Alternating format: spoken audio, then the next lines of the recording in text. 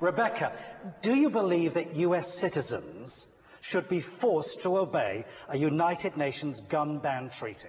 Well, first of all, there's no such thing as a United Nations treaty. A treaty is not made by the United Nations, but by a group of governments. The UN small arms process consists of governments who've come together what is to be done about this global problem. The UN does not exist separate from governments. And second, the topic of discussion isn't about a gun ban. We're talking about taking some moderate measures to reduce the illicit traffic in guns.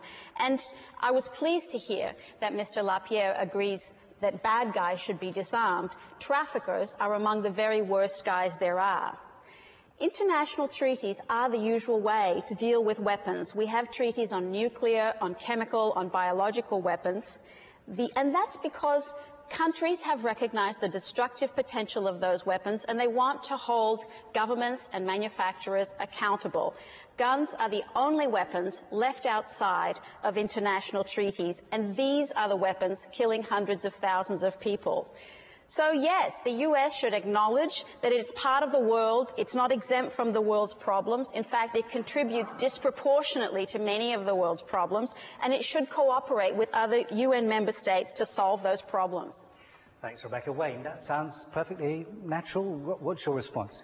Well, my response is the Constitution of the United States. Our Supreme Court has ruled that no treaty supersedes the authority of the United States Constitution.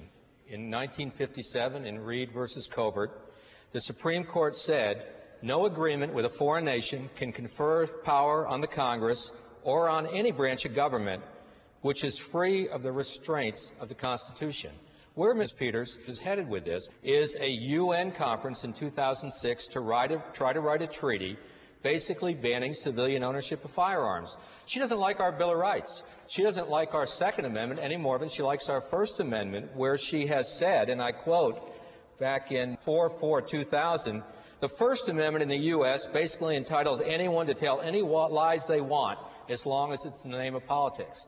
She doesn't like our freedoms, First Amendment, Second Amendment, and we're not going to let Ms. Peters or the United Nations take them away.